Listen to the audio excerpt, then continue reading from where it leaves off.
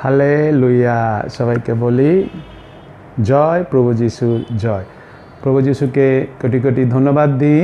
তিনি সুরক্ষিত রেখেছেন, সুস্থ রেখেছেন। হ্যাঁ, প্রভু যিশুর অনুগ্রহেতেই আমরা সুরক্ষিত আছি, আমরা সুস্থ আছি এবং আমরা উপস্থিত হতে পেরেছি 2021 সালের মে মাসের প্রভুর চরণে বুধবার 12 তারিখ। সেই বুধবার উপাসনা করতে, যদিও আমরা ঘরে গিয়ে উপাসনা করতে পারছি না, একটা কঠিন পরিস্থিতির মধ্যে আমরা আছি, কিন্তু তবু তাকে ধন্যবাদ দিই যে তিনি আমাদের এই ইউটিউবের মাধ্যমে এই উপাসনা অংশগ্রহণ করতে সাহায্য করছেন এবং তাকে ধন্যবাদ দিই। আমরা প্রার্থনা করছি, সব বিশ্বাসীরা প্রার্থনা করছেন যেন করোনা ভাইরাস থেকে আমরা মুক্তি পাই এবং প্রভুকে ধন্যবাদ দিই। আস্তে আস্তে সুস্থির হচ্ছে, আশা করি আক্রান্তের সংখ্যা কমছে, প্রভুকে ধন্যবাদ দিই। আস্তে আস্তে যেন সব শেষ হয়ে যায়। নিশ্চয়ই এই ভাইরাসটা শেষ হয়ে যাবে, প্রভু আমাদের সহায় আছে, কিন্তু আমাদের আরও বেশি করে তার চরণে বসতে হবে, তার কাছে প্রার্থনা করতে হবে, ক্রন্দন করতে হবে, তার কাছে ফিরে আসতে হবে। এখনও পর্যন্ত যে সমস্ত ভুল ত্রুটি, অন্যায়, অপরাধ, পাপ আমাদের জীবনে আছে, সেগুলোকে ত্যাগ করতে হবে এবং যতটা সম্ভব আমাদের কী করতে হবে, প্রভুর সুসমাচার প্রচার করতে হবে। আসি বুধবার উপাসনা আরম্ভ করি, তাকে ধন্যবাদ দিয়ে প্রার্থনাপূর্বক তার চরণে সমর্পিত হয়ে। Hallelujah, hallelujah, hallelujah. প্রভু যিশু, তোমাকে কোটি কোটি কোটি কোটি কোটি কোটি ধন্যবাদ দিই। প্রভু যিশু, তোমাকে কোটি কোটি ধন্যবাদ দিও, ধন্যবাদ দিয়ে শেষ করা যায় না। তুমি মহান, তুমি দয়ালু, তুমি প্রেমময়, তুমি করুণাময়। প্রভু যিশু, তোমার অনুগ্রহ, তোমার দয়া আমাদের জীবনে প্রতিনিয়ত রয়েছে, সব সময় রয়েছে। হ্যাঁ প্রভু যিশু, তোমার অনুগ্রহ, তোমার দয়াতেই তো আমরা এখনও পর্যন্ত সুরক্ষিত আছি, সুস্থ আছি। আমরা বিশ্বাস করি প্রভু যিশু, তুমি আমাদের তোমার সেই কালবেরি ক্রুশের রক্ত আবরণ করে রেখেছো, ঢেকে রেখেছো, সেই জন্য তোমাকে ধন্যবাদ দিই।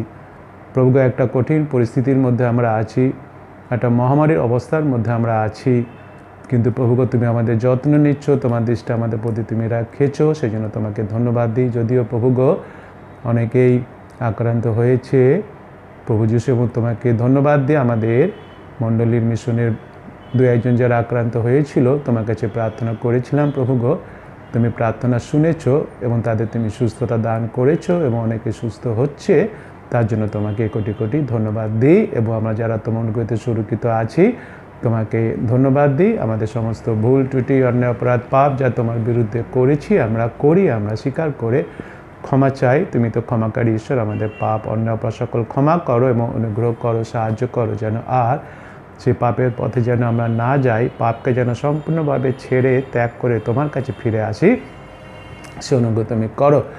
এই বুধবার উপাসনাতে অংশগ্রহণ করতে পারছি তোমার অনুগ্রহতে, সেই জন্য তোমাকে ধন্যবাদ দিই। প্রভু যিশু, তুমি আমাদের এই বুধবার উপাসনায় পবিত্র আত্মার পরিচালনা দাও, যেন পবিত্র আত্মায় পরিচালিত হয়েই আমরা তোমার এই বুধবার উপাসনায় অংশগ্রহণ করি, প্রথম থেকে শেষ পর্যন্ত। আমাকে তুমি অনুগ্রহ করো প্রভু যিশু। যে বাক্য আজকের আমরা পড়ব সেই প্রেরিতের কার্যগুলি থেকে, তার 2 অধ্যায় 4 থেকে 12-13 পদ। প্রভুগো, সেই বাক্যের যে নিগূঢ় তত্ত্ব সেটা আলোচনা করতে তুমি আমাকে সাহায্য করো। তোমার সাহায্য ছাড়া আমি করতে পারবো না। তুমি তোমার হাত আমার মুখে স্পর্শ করো, পবিত্র আত্মার মাধ্যমে তোমার সে বাক্যের ব্যাখ্যা আমাকে করিয়ে নাও। শুধু আমি নই, আমি এবং যত শ্রোতা আমরা আছি আজকের এই গুগল মিটের মাধ্যমে তোমার বাক্য শুনবো, আমাদের সবাইকে অনুগ্রহ করো বাক্যের অর্থ বুঝতে, বাক্যকে বিশ্বাস করতে এবং বিশেষ করে বাক্যের বাধ্য হতে সাহায্য করো। স্বীকার করে আমাদের মধ্যে এখন অনেক অবাধ্যতা রয়েছে, আমরা স্বীকার করে ক্ষমা চাই। তুমি আমাদের বাধ্য হতে শেখাও। যা কিছু করবো যেন তোমার উদ্দেশ্যেই করি, তোমার রব যেন আমরা শুনি, তোমার স্পর্শ যেন আমরা পাই। প্রভুগো, তোমার উপস্থিতি, পবিত্র আত্মার স্বরূপ যেন আমাদের হৃদয়ে আমরা অনুভব করতে পারি এবং যা কিছু করবো তার প্রত্যেকটি যেন ঊর্ধ্ব স্বর্গে তোমার কাছে গ্রাহ্য হয়। আর তোমার আশীর্বাদ, তোমার সুরক্ষা, শান্তি, আনন্দ যেন আমাদের মাঝে নেমে আসে, সে অনুগ্রহ তুমি করো। সকল গৌরব, মহিমা, প্রশংসা, সমাদর তোমারই, তোমাকে দিয়ে ধন্যবাদ সহকারে এই প্রার্থনা যিশুর নামে চাই, আমেন। আসি আমরা বুধবারে যেটা দেখছি, প্রেরিতের কার্যাবলী আমরা দেখব আজকে তার 2 অধ্যায় 4 পদটা পড়বো আজকে। যদিও গত বুধবার 4 পদ অবধি আলোচনা করেছিলাম, তবুও 4 পদটা থেকে পড়তে আরম্ভ করব। 4 পদ থেকে 12 পদ পর্যন্ত আসি আমরা, 13 পদ পর্যন্ত আসি, আমরা সবাই মিলে পাঠ করি। তাহাতে তারা সকলে পবিত্র আত্মায় পরিপূর্ণ হইলেন এবং আত্মা তাহাদেরকে যেরূপ বক্তৃতা দান করিলেন তদনুসারে অন্য অন্য ভাষায় কথা কহিতে লাগিলেন। ওই সময়ে জিহুদীরা আকাশের নিম্নস্থিত সমস্ত জাতি হইতে আগত ভক্ত লোকেরা জেরুজালেমে বাস করিতেছিল। আর সেই ধ্বনি হইলে অনেক লোক সমাগত হইল এবং তাহারা হতবুদ্ধি হইয়া পড়িল, কারণ প্রত্যেকজন আপন আপন ভাষায় তাহাদিকে কথা কইতে শুনিতেছিল। তখন সকলে অতিশয় আশ্চর্যজনিত চমৎকৃত হইয়া বলিতে লাগিল, দেখো, এই যে লোকেরা কথা কহিতেছি, এরা সকলে কি গ্যালিলীয় নহে? তবে আমরা কেমন করিয়া প্রত্যেকজন নিজ নিজ জন্মদেশীয় ভাষায় কথা শুনিতেছি? পার্থিব, মাদীয় ও এলিমীয় লোক এবং মেসোপতামিয়া, জিহুদিয়া ও কাপ্পাদোকিয়া, পন্ত ও আর্শিয়া, ফরুগিয়া ও পম্ফুলিয়া, মিশর এবং লুবিয়া দেশস্থ কুরুনির নিকটবর্তী অঞ্চল নিবাসী এবং প্রবাসকারী রোমীয় কি জিহুদি ধর্মাবলী লোক এবং কৃতীয় ও আরবীয় লোক, যে আমরা আমাদের নিজ নিজ ভাষায় উহাদেরকে ঈশ্বরের মহৎ কর্মে কথা বলিতে শুনিতেছি। এরূপে তারা সকলে চমৎকৃত হইল, হতবুদ্ধি হইয়া পরস্পর বলিতে লাগিল, ইহার ভাব কি? অন্য লোকেরা পরিহাস করিয়া বলিল, উহারা মিষ্ট দ্রাক্ষারসে মত্ত হইয়াছে। আমেন। ঈশ্বর তারা আপন পবিত্র বাক্যে আশীর্বাদ করেন। আসে আমরা প্রেরিতের বিশ্বাস সূত্র বলি। আমি ঈশ্বরে বিশ্বাস করি, যিনি স্বর্গ ও পৃথিবীর সৃষ্টিকর্তা, সর্বশক্তিমান পিতা এবং তাহার একমাত্র পুত্র আমাদের প্রভু যীশু খ্রিস্টে, যিনি পবিত্র আত্মার দ্বারা গর্ভস্থ হইলেন, কুমারী মরিয়ম হইতে জন্মিলেন, পন্তীয় পিলাতের সময় দুঃখ ভোগ করিলেন, ক্রুশবিদ্ধ হইলেন, মরিলেন ও কবরস্থ হইলেন, তৃতীয় দিবসে মৃতদের হইতে পুনরায় উঠিলেন, স্বর্গে আরোহণ করিলেন এবং সর্বশক্তিমান পিতা ঈশ্বরের দক্ষিণ পার্শ্বে বসিয়া আছেন, তথা হইতে জীবিত মৃতদের বিচার করিতে আসিবেন। আমি পবিত্র আত্মায়, পবিত্র সর্বজনীন মণ্ডলীতে, সাধুদের সহভাগিতায়, পাপ মোচনে, শরীরের পুনরুত্থানে, অনন্ত জীবনে বিশ্বাস করি। আমেন। হালেলুয়া। এটা আবার সবাইকে বলি, জয় প্রভু যিশুর জয়। প্রভু যিশুকে সত্যি ধন্যবাদ দিই, তিনি আমাদের সুরক্ষিত রেখেছেন, সুস্থ রেখেছেন। আমরা বুধবার উপাসনায় উপস্থিত হতে পেরেছি, ইউটিউবের মাধ্যমে উপাসনায় অংশগ্রহণ করতে পারছি। যদিও আমরা বাড়িতে বসে বসে করছি, কিন্তু বাড়িতে বসে করলেও আমরা মনে রাখি সেই ঈশ্বরের উপাসনা আমরা করছি, যে ঈশ্বর উপাসনা আমরা উপাসনা ঘরে গিয়ে করি। আজকে যদিও আমরা সেই উপাসনা ঘরে উপাসনা করতে পারছি না, কিন্তু সেই একই ঈশ্বর উপাসনা আমরা করছি, যিনি পবিত্র ঈশ্বর এবং উপাসনা পবিত্র উপাসনা। সেই জন্য আমরা নিশ্চয়ই আমরা বিশ্বাস করি, আমরা প্রত্যেকেই যারা অংশগ্রহণ করব, আমরা সেই পবিত্রভাবেই পবিত্র ঈশ্বরের উপাসনাতে অংশগ্রহণ করব।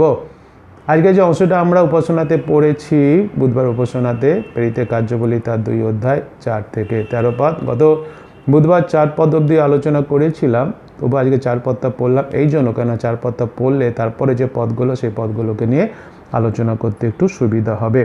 এই যে এখানে 4 পদ থেকে যে 11 পদ আমি আর পড়ছি না, 4 পদ থেকে 11 পদে এই যে মানুষেরা এখানে উপস্থিত ছিল, আমরা পড়েছি কোথাকার কোন কোন মানুষেরা সেখানে উপস্থিত ছিল। এই সমস্ত যতজন মানুষেরা সেখানে উপস্থিত ছিল, এই সব মানুষেরা আক্ষরিক অর্থে অন্য ভাষায় কথা বলেছিলেন। যারা উপস্থিত ছিল, অর্থাৎ সেই যে ঘরের মধ্যে তারা ছিল, যেখানে তাদের সেই পবিত্র আত্মা নেমে এসেছিল, এবং সেই সমস্ত মানুষেরা কি হয়েছিল, সেই সমস্ত প্রেরিতেরাও ছিল এবং অনেক বিশ্বাসীরাও ছিল। আমরা তার আগে পড়েছি 120 জনের মতো ছিল। এরা আক্ষরিক অর্থে কী করেছিল, অন্য অন্য ভাষায় তারা তাদের নিজের ভাষা নয়, কিন্তু তারা অন্য অন্য ভাষায় তারা কথা বলেছিল।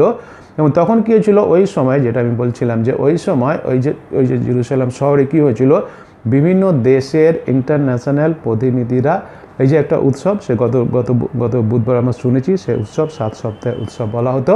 সেই 7 সপ্তাহের উৎসব পালন করার জন্য তারা সেখানে একত্রিত হয়েছিল। সব দেশ থেকে এসেছিল ইন্টারন্যাশনাল প্রতিনিধিরা, তারা সেখানে সেই উৎসব পালন করার জন্য সেখানে এসেছিল। আর কি হয়েছিল, এই যে শহরে সেখানে তারা এসেছিল, যত সব রাজ্যের মানুষেরা উপস্থিত হয়েছিলেন, তারা প্রত্যেকেই, এইসব নামগুলো লেখা আছে না, সব নাম লেখা আছে, কারা কারা কোন কোন দেশ থেকে, কোন কোন রাজ্য থেকে, কোন কোন জাতি এসেছিল। তারা কি হয়েছিল, তারা প্রত্যেকে নিজেদের ভাষায় কথা বলতে শুনেছিল। এই যে যাদের উপর সেই পবিত্র আত্মা নেমে এসেছিল, আমরা 4 পদে সে পড়লাম, তারা সে প্রার্থনা করছিল, পবিত্রতা তাদের উপর নেমেছিল। তারা কী করছিল? তারা কিছু অন্য অন্য ভাষায় তারা কথা বলেছে। অন্য অন্য ভাষা বলতে যারা সেখানে এই প্রতিনিধি হিসাবে উপস্থিত হয়েছিল সে উৎসব পালন করতে, তারা কি করেছিল? তারা নিজেরা নিজেদের ভাষায় কথা বলতে শুনেছিল। আর এটা একটা অলৌকিক বিষয়, তাই না? হ্যাঁ, অলৌকিক বিষয় যে এই যে যারা কথা বলছিল গ্যালিলির লোকেরা, তারা তো অন্য অন্য যে সমস্ত দেশ থেকে প্রতিনিধিরা এসেছে, অন্য অন্য দেশের মানুষেরা যে সমস্ত ভাষায় কথা বলে, তারা তো সেই ভাষাগুলো তারা জানে না। তারা তো তাদের নিজস্ব ভাষা শুধু জানে। কিন্তু তারা কীভাবে এই যে অন্য অন্য দেশ থেকে যারা এসেছে, অন্য রাজ্য থেকে যারা এসে তাদের ভাষায় কথা বলছে, এরা শুনেছিল এবং শুনে তারা আশ্চর্য হয়ে গেল। নিশ্চয় আশ্চর্য কথা, কারণ এটা কী ছিল? এটা একটা অলৌকিক বিষয়, এটা একটা অলৌকিক বিষয়। এবং কী হয়েছিল? যেহেতু এটা সে অলৌকিক বিষয়, সে অলৌকিক বিষয়টা মানুষের মনোযোগী করেছিল। যে সমস্ত মানুষরা সেখানে উপস্থিত হয়েছিল তাদের খুব মনোযোগ করেছিল। আশ্চর্য বিষয়, এরা তো গ্যালিলির লোক, এরা কী করে আমাদের ভাষায় কথা বলছে? প্রত্যেকে নিজেরা নিজেদের ভাষায় শুনছে। তো তারা কী হয়েছিল? তারা খুব মনোযোগী হয়েছিল। এবং যখন তারা মনোযোগী হয়েছিল তখন কী হয়েছিল? তার থেকে তারা মনোযোগিত হয়েছিল নিশ্চয়ই, কিন্তু তার থেকেও যে বড় বিষয় হচ্ছে তারা পবিত্র আত্মার উপস্থিতি ও ক্ষমতা দেখেছিল। হ্যাঁ, তারা নিশ্চয় তারা এই যে বিষয়টা দেখে তারা মনোযোগী হয়েছিল, কিন্তু তার থেকে আরও বড় বিষয় যেটা হচ্ছে সেটা হচ্ছে তারা কী হয়েছিল? তারা পবিত্র আত্মার উপস্থিতি এবং পবিত্র আত্মার ক্ষমতা তারা নিশ্চয়ই তারা দেখেছিল। এবং তারপরে কী হয়েছিল? যদি আমরা প্রেরিতের কার্যগুলি পড়ব তো তখন আমরা দেখতে পাবো। আর এরপর থেকেই কী হয়েছিল? প্রেরিতেরা যেখানেই প্রচার করতে গেছিলেন তারা ক্রমাগত এই পবিত্র আত্মার শক্তিতেই তাদের প্রচারের কাজ করেছিলেন। আমরা দেখতে পাবো, আমরা আস্তে আস্তে পড়ছি, আস্তে আস্তে এগাবো প্রেরিতের কার্যগুলি। এবং যারা আমরা পড়েছেন, আপনারা যারা পড়েছেন আপনারা জানেন। এরপর থেকে তার আগে হয়তো এই যে প্রেরিত, যাদের আজকে প্রেরিত বলা হচ্ছে, অর্থাৎ যারা যিশু শিষ্য ছিল এবং অন্যান্য বিশ্বাসীরা ছিল। যিশু শিষ্যরা বিশেষ করে যখন যিশুকে ধরা হয়েছিল, পালিয়ে গেছিলো, ভয় পেয়েছিল, ঘরের মধ্যে লুকিয়েছিল, যিশু তাদের দেখা দিয়েছিলেন এবং যিশু তারপরে তাদের বলেছিলেন যাও সমুদ্র জগতে গিয়ে সুসমাচার প্রচার করো। তারপরে তিনি স্বর্গে চলে গেলেন এবং তার আগে বললেন তোমরা অপেক্ষা করো, তোমাদের উপরে পবিত্র আত্মার শক্তি আসবে, তখন তোমরা শক্তি প্রাপ্ত হবে, তখন তোমরা আমার নামে সাক্ষী বহন করবে। এবং তারপরে তাই কী হয়েছিল? এই দিনটাতে সে পঞ্চসপ্তমীর দিনে তাদের উপরে সে পবিত্র আত্মার শক্তি নেমে আসলো। তখন তারা কী হয়েছিল? তখন আর তারা পিছন দিকে ফিরে তাকায়নি। তখন তারা কী হয়েছিল? পবিত্র আত্মার শক্তিতে পরিপূর্ণ হয়ে তারা কী করেছিল? প্রচারের কাজ তারা করেছিল। Hallelujah, hallelujah.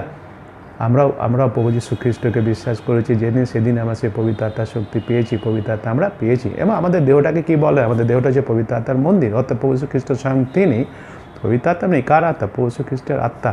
তিনি এসে আমাদের মধ্যে কী করছেন? তিনি এসে আমাদের মধ্যে বাস করছেন। 7-8 পদটা যদি আমরা দেখি, এখানে যে কথাটা বলছে 7 পদে এবং 8 পদে, তখন সকলে অতিশয় আশ্চর্যজনিত চমৎকৃত হইয়া বলিতে লাগিল, দেখো এই যে লোকেরা কথা কহিতেছে ইহারা সকলে কি গ্যালিলীয় নহে? তবে আমরা কেমন করে প্রত্যেকজন নিজ নিজ জন্মদেশীয় ভাষায় কথা শুনিতেছি। এই যে কথাটা এখানে আমরা দেখতে পাই, আমরা জানি আমরা যারা প্রভু যিশুকে অনুসরণ করি, আমরা যারা প্রভু যিশুকে বিশ্বাস করি, আমাদের বিশ্বাসী, আমাদের খ্রিস্টান বলা হয়। নিশ্চয়ই আমরা প্রভু যিশুকে অনুসরণকারী, আমরা বিশ্বাসী, আমাদের বিশ্বাসী বলা হয়, আমাদের খ্রিস্টান বলা হয়। কিন্তু একটা কথা আমরা মনে রাখি যে প্রভু যিশু কোনো একটা পার্টিকুলার রেস বা জাতি বা দলের মানুষের মধ্যে সীমাবদ্ধ না। পার্টিকুলার যে কোনো একটা দেশ কিংবা কোনো একটা রেস কিংবা কোনো একটা জাতি, কোনো একটা দলের মানুষ, তার মধ্যে কিন্তু প্রভু শ্রীখ্রিস্ট সীমাবদ্ধ না। প্রভু যিশুর পরিত্রাণের যে উপহারের প্রস্তাব, প্রভু যিশু কী থেকে পরিত্রাণ পাওয়ার? পাপ থেকে পরিত্রাণ পাওয়ার। পাপ থেকে পরিত্রাণ পেয়ে কী পাওয়া? অনন্ত জীবন পাওয়া। এটা কার? এই উপহারের প্রস্তাব কার? প্রভু যিশু। সেই প্রস্তাব দিতেই তো তিনি স্বর্গের সিংহাসন ত্যাগ করে পৃথিবীতে এসেছিলেন। এই যে প্রভু যিশু সেই পরিত্রাণ পাওয়ার যে উপহারের যে প্রস্তাব, এটা হচ্ছে পৃথিবীর সব মানুষের জন্য। এটা আমাদের ভালো করে বুঝতে হবে। আমরা যেন কখনো ভেদাভেদ তৈরি যেন না করি, বিভেদ যেন তৈরি না করি, কোনো ক্যাটেগরি যেন তৈরি না করি।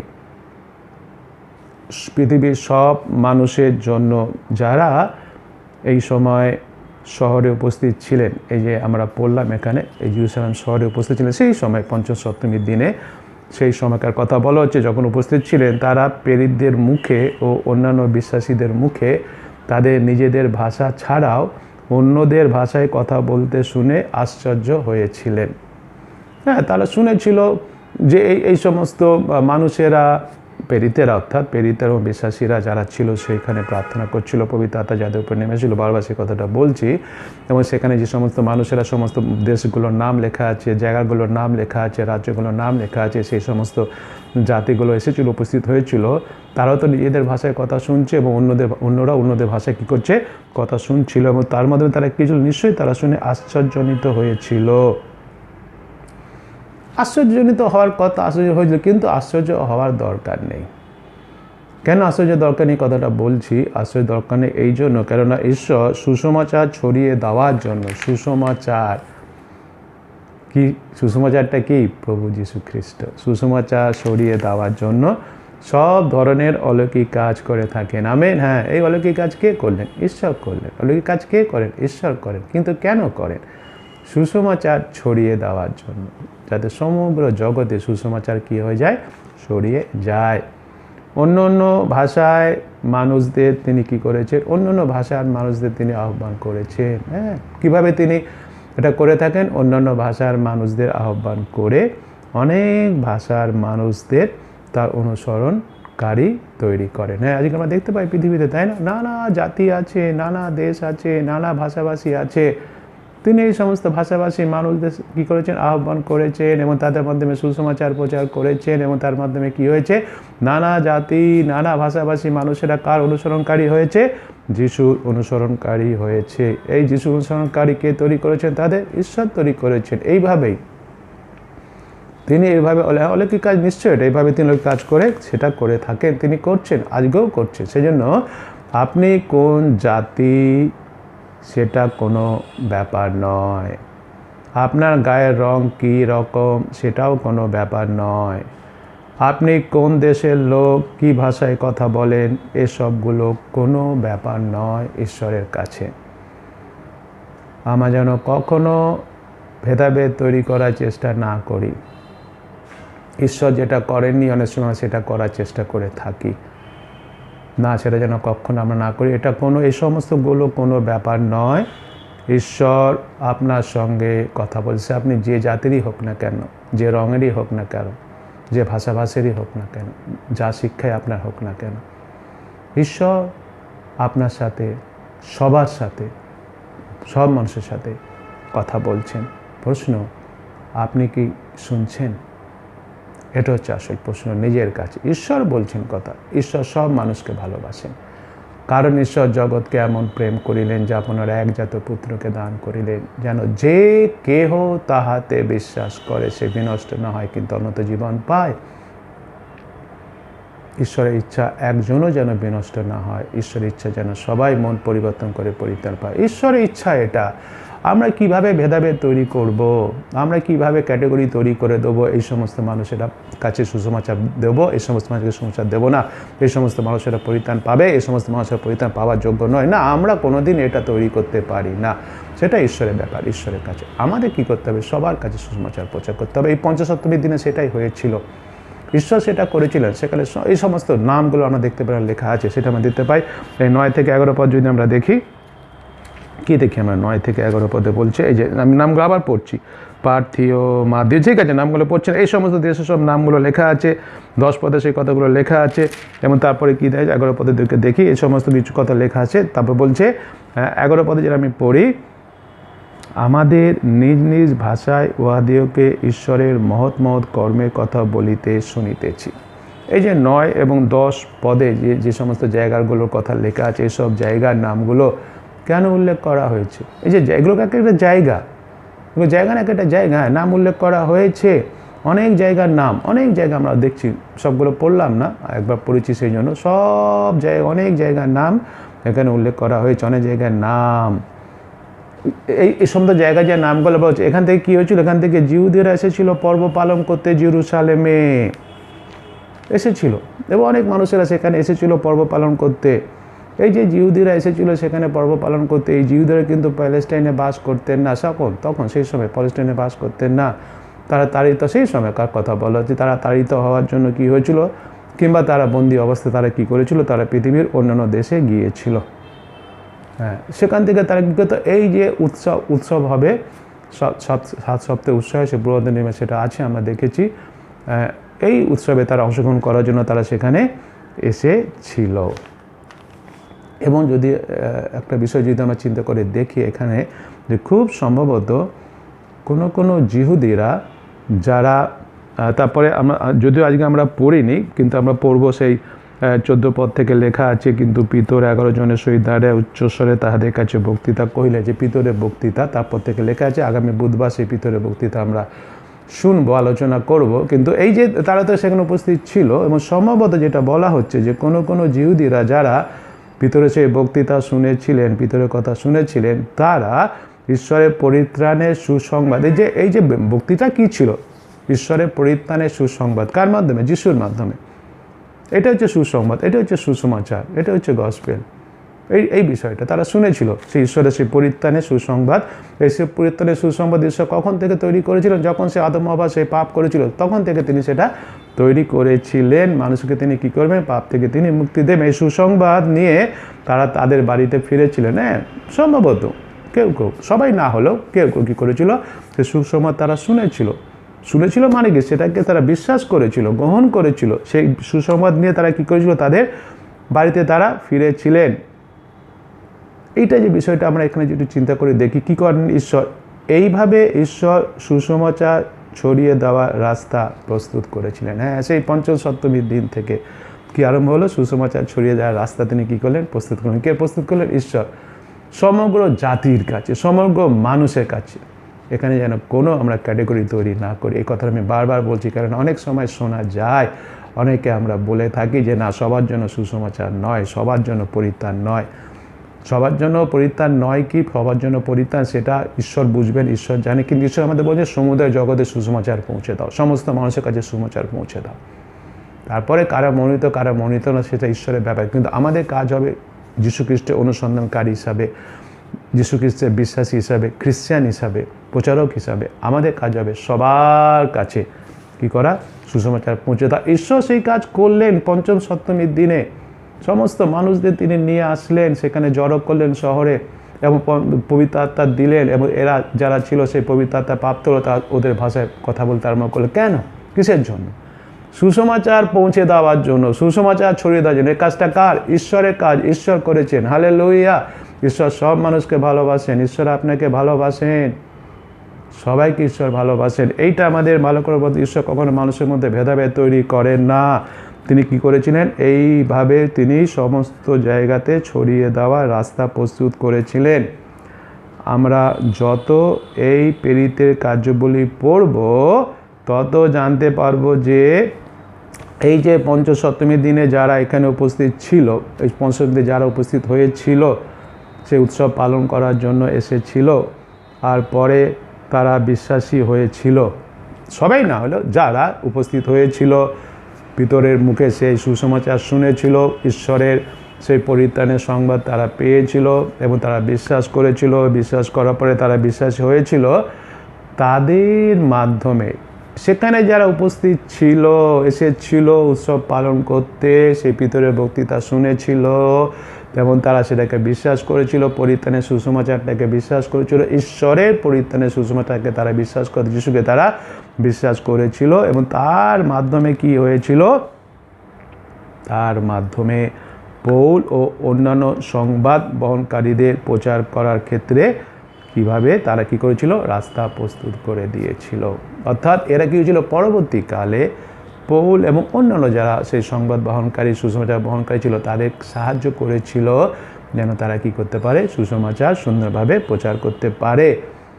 আর যথাসম্ভব রোমে যে মণ্ডলী প্রতিষ্ঠিত হয়েছিল, রোমে মণ্ডলী এইরূপ বিশ্বাসীদের দ্বারাই আরম্ভ হয়েছিল। অর্থাৎ যারা সেই এসেছিল পঞ্চসপ্তমীতে, ওখানে উপস্থিত ছিল, পিতরের বক্তৃতা শুনেছিল, পিতর যখন সেই পবিত্র আত্মায় পূর্ণ হয়ে বক্তৃতা দিয়েছিলেন, তখন তারা শুনেছিল। তাদের মধ্যে যারা বিশ্বাস করে ফিরে গিয়েছিল, তারা তো বিশ্বাসী হয়েছিল। অন্যান্য সময়ে অন্যান্য যারা প্রচার ছিল, তাতে অনেক রকমভাবে সাহায্য করেছিল প্রচার করতে। এমনকি যথাসম্ভব রোমে এদের মধ্যে কারোর মাধ্যমে কি হয়েছিল? সেই বিশ্বাসীদের দ্বারাই আরম্ভ হয়েছিল মণ্ডলী। হালেলুয়া! কত সুন্দর কথা আমরা দেখতে পাচ্ছি। অর্থাৎ আসল বিষয় যেটা কি, সেটা হচ্ছে কি, এই পবিত্র আত্মা আমরা বলছি নিশ্চয়ই, কিন্তু তার কাজ আমাদের সেটা ভালো করে মনে রাখতে হবে, সুসমাচারকে পৌঁছে দেওয়া। ঈশ্বরের সেই পরিত্রাণের সুসংবাদকে পৌঁছে দেওয়া সর্বজাতির কাছে, সর্বমানুষের কাছে, এটাই ঈশ্বরের পরিকল্পনা। সেই জন্য ঈশ্বর আমাদের ব্যবহার করছেন, সেই জন্য প্রভু যীশু খ্রিস্ট স্বয়ং তিনি পবিত্র আত্মা হয়ে আমাদের হৃদয়ে বাস করছেন, যেন আমরা শক্তি প্রাপ্ত হই, আমরা যেন সুসমাচার প্রচার করি। আজকে অনেক মানুষেরা সুসমাচার শোনেনি। আজকে হয়তো আমার নিজের বাড়ির হয়তো আত্মীয় স্বজন, হয়তো প্রতিবেশীরা, হয়তো কলিগসরা, হয়তো বন্ধুবান্ধবরা হয়তো যিশুর কথা শোনেনি, সুসমাচার শোনেনি, ঈশ্বরের পরিত্রাণের কথা শোনেনি।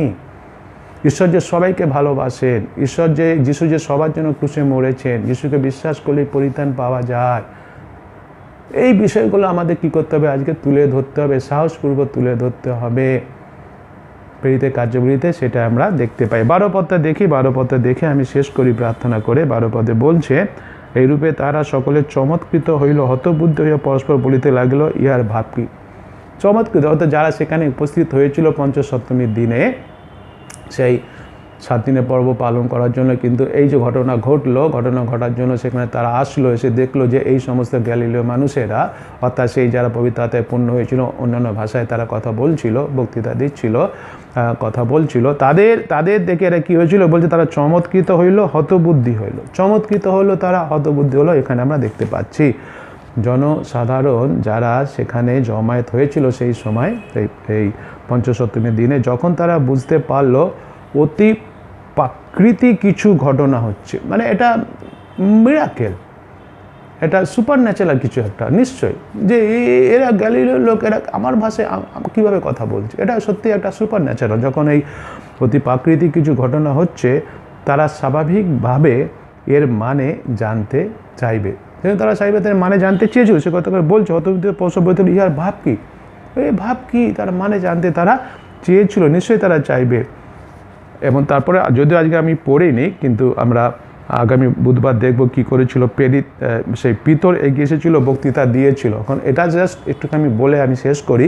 তখন কী ছিল? তখন সেই সুযোগটা কে নিয়েছিল? পিতর নিয়েছিল। যখন তাদের মধ্যে একটা জানার আকাঙ্ক্ষা ছিল, কি ঘটনা, কি করে এটা হচ্ছে, কি ব্যাপারটা কি। তখন কী হয়েছিল? ঠিক এই সময় পিতর কী করলো? তিনি এগিয়ে আসলেন এবং ঈশ্বর সম্বন্ধে সেই সত্য তাদের বলল। আগামী বুধবার আমরা সেটাকে দেখব। এই যে ঘটনাতে ঈশ্বর সম্বন্ধে সত্য কথা বলতে, ঈশ্বরের পরিত্রাণের যে বিষয়, সুসংবাদ, সেটা তুলে ধরলো, যিশুকে তুলে ধরলো। এটা হচ্ছে সবথেকে গুরুত্বপূর্ণ বিষয়। এবং এই যে মানুষেরা সেখানে উপস্থিত হয়েছিল, এই সমস্ত মানুষেরা, এদের মধ্যে যে একটা অতি প্রাকৃত বিষয় ঘটনা ঘটলো, সুপার ন্যাচারাল একটা ঘটনা ঘটলো, সেটার জন্য এরা আকৃষ্ট হলো, সেটার জন্য জানার জন্য খুব এদের মধ্যে কি আসলো? একটা কৌতূহল আসলো। এই যে ঘটনাটা, এই ঘটনার মাধ্যমে আমরা এখন কি বুঝতে হবে? আমাদের জীবনেও এই আদর্শ হওয়া উচিত। কি আদর্শ হওয়া উচিত? আমাদের আশা রাখতে হবে যে আমরা যেভাবে জীবনযাপন করছি বা যেভাবে জীবনযাপন করব, যেন মানুষের আমাদের মধ্যে কাকে দেখতে পায়? যিশুকে দেখতে পায়। আমেন। হ্যাঁ, এইটা বিশ্বাসী হিসেবে আমাদের খুব দরকার আছে, মণ্ডলী বিশ্বাসী ভাই বোন। তাদের মধ্যে যেন সেই কৌতূহল হয়, তাদের মধ্যে যেন জানার ইচ্ছা হয়, এর ভাবটা কি, এর মধ্যে এমন কি আছে যে এইভাবে জীবনযাপন করছে। তারা আমাদের মধ্যে যেন কাকে দেখতে পায়? যিশুকে দেখতে পায়।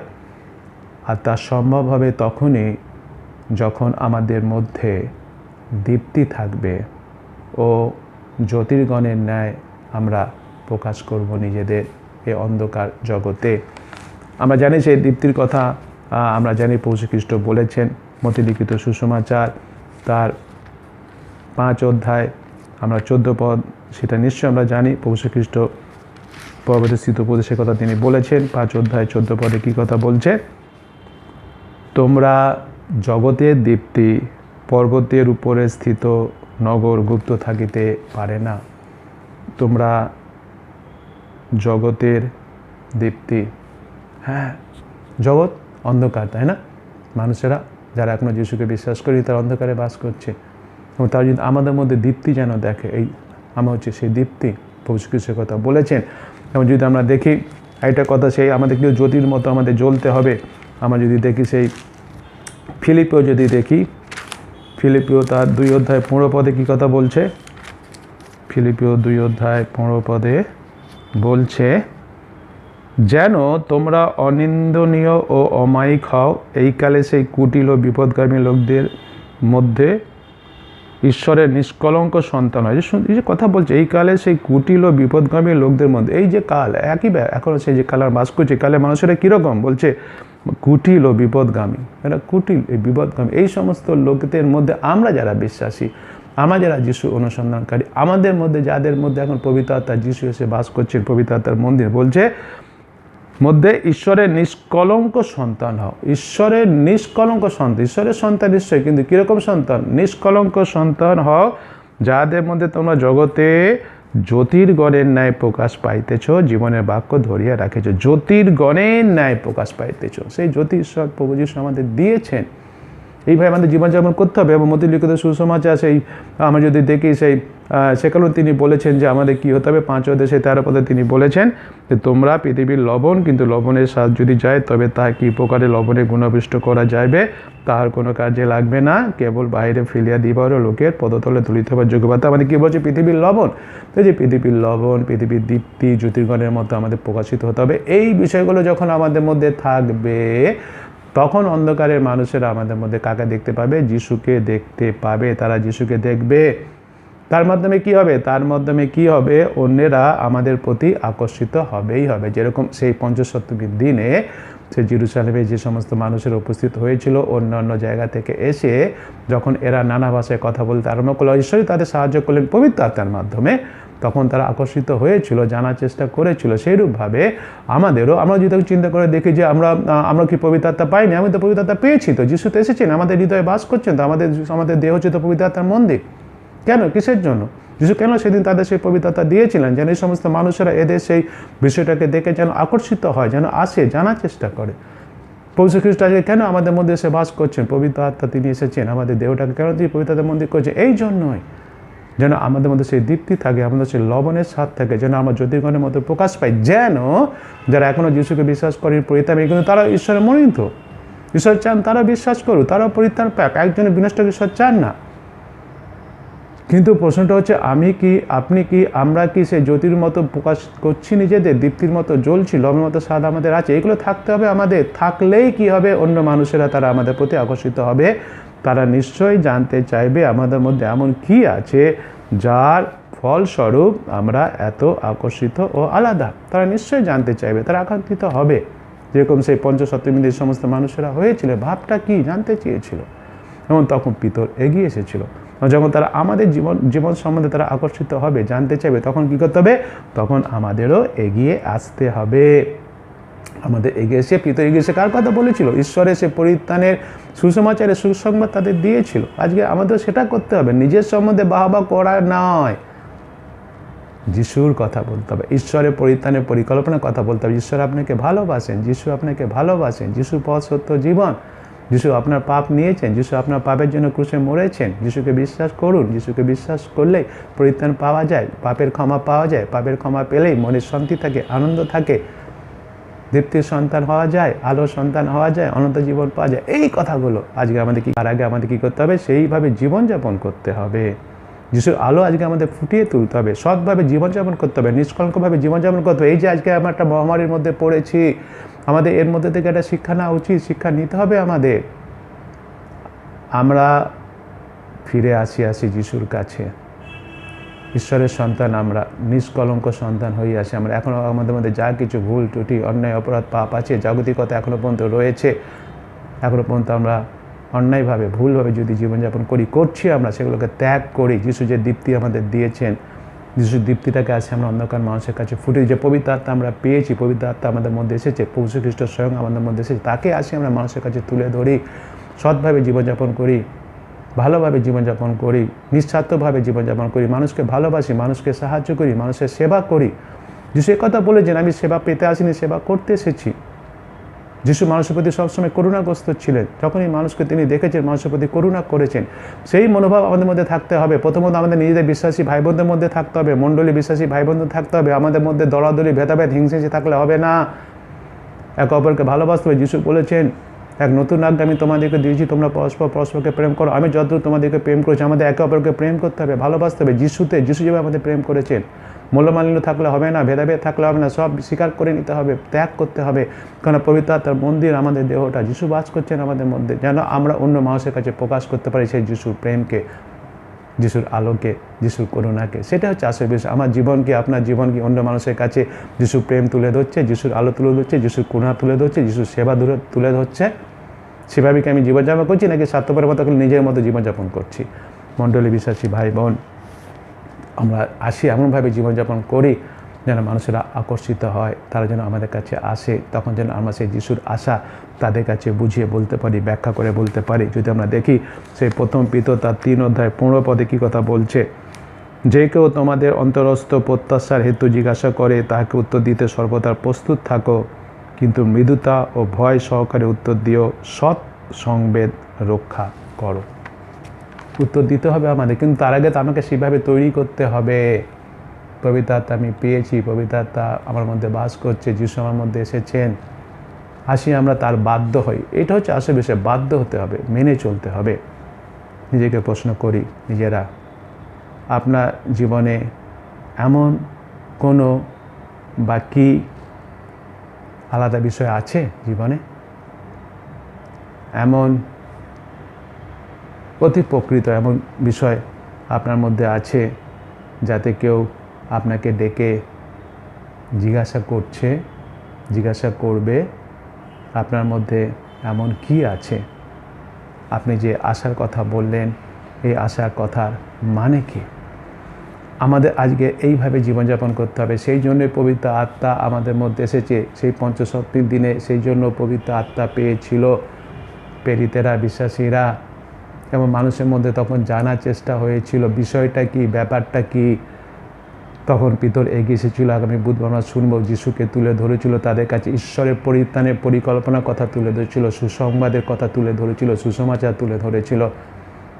আমরাও সেই পঞ্চসপ্তমীর দিনের কথা বলা হচ্ছে না, আমরা যেদিন সেই যিশুকে বিশ্বাস করেছি আমাদের ব্যক্তিগত জীবনে প্রত্যেকটা বিশ্বাসী ভাই বোন, সেদিন আমরা সেই পবিত্র আত্মা পেয়েছি। পবিত্র আত্মা এসেছে আমাদের মধ্যে বাস করছে পবিত্র আত্মা।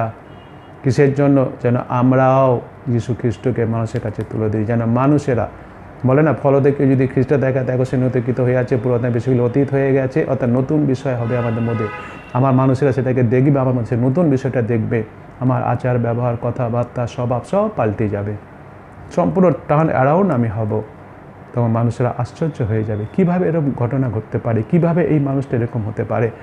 তখন তারা আসবে, জিজ্ঞাসা করবে। তখন কিন্তু আমাকে তাদের কাছে কার কথা বলতে হবে? যিশুর কথা বলতে হবে, অর্থাৎ ঈশ্বরের পরিত্রাণের সুসমাচার তুলে ধরতে হবে। আসি আমরা প্রার্থনা করি যেন আমাদের প্রত্যেকটা বিশ্বাসী ভাই বোনের জীবন এইরকমই হয়, পরিবর্তিত জীবন হয়। বিশেষ করে এখন যে পরিস্থিতির মধ্যে আমরা পড়েছি মণ্ডলী বিশ্বাসী ভাই বোন, যিশু আমাদের আরেকটি বার বলছেন, ফিরে এসো, ফিরে এসো পাপী, ফিরে এসো।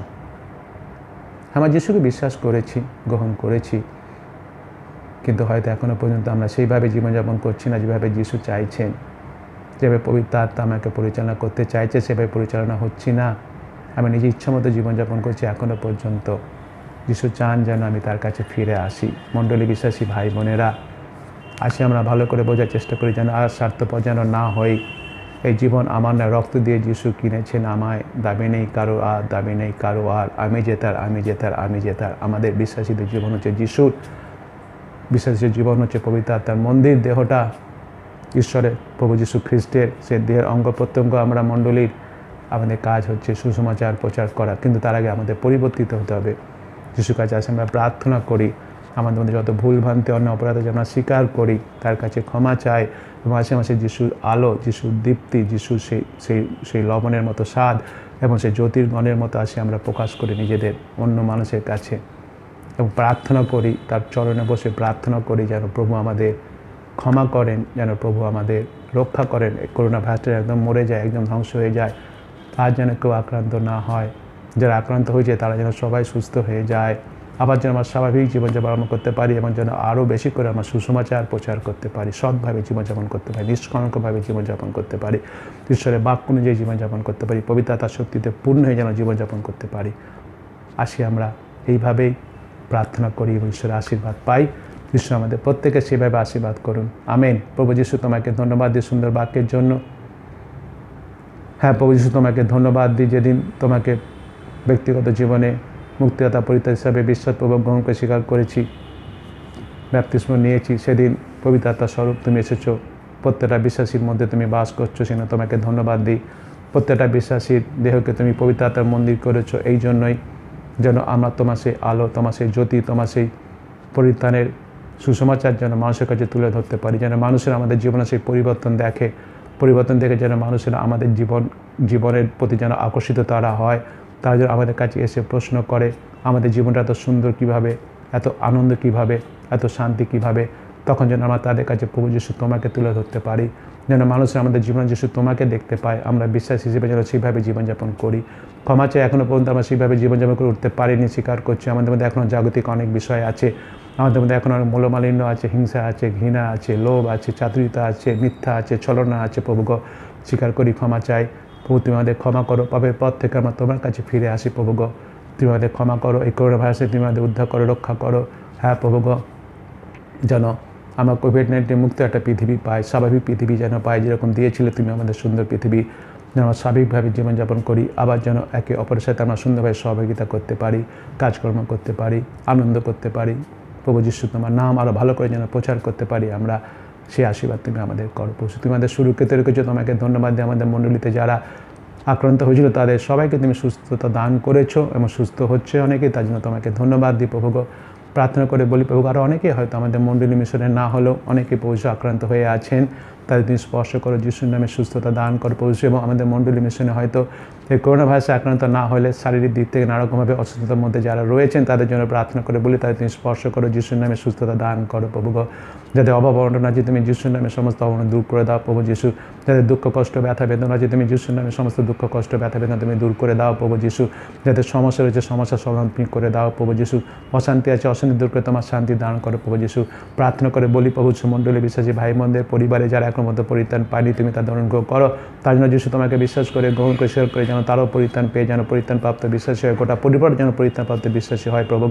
সেভাবে তুমি অনুগ্রহ দয়া করে কীভাবে বিশেষ করে তুমি আমাদের আশীর্বাদ করো, যেন আমরা মণ্ডলীগতভাবে ব্যক্তিগত বিশ্বাসী হিসেবে যেন তোমার সুসমাচার যেন আমরা মানুষের কাছে তুলে ধরতে পারি প্রভু যিশু, মানুষের কাছে যেন পৌঁছে দিতে পারি প্রভু যিশু, যেন আমাদের জীবনটা যেন যিশু সেই সুসমাচার হতে পারে প্রভু যিশু, যেন মানুষের আমাদের জীবনে যিশু তোমাকে যেন দেখতে পায়, সেভাবে যেন আমরা বিশ্বস্ততার মাধ্যমে, সততার মাধ্যমে, পবিত্রতার মাধ্যমে জীবনযাপন করি, তোমার বাক্য যেন জীবনযাপন করি প্রভু যিশু।